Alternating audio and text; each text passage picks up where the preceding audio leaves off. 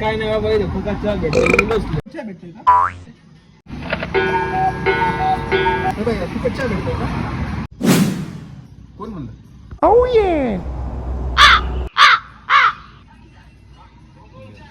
अरे भैया ते दिवसभर इथंच बसून असतात.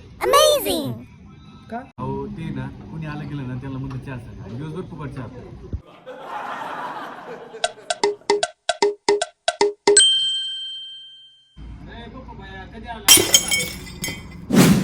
सांग की चहा. दोन चहा द्या मला.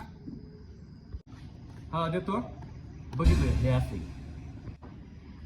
अहो तू ना माझा शेवटचा कस्टमर. कसं काय? अहो मी टपरी बंद करताना उरलेला चहा याला. बरं फुकट नाही का मग?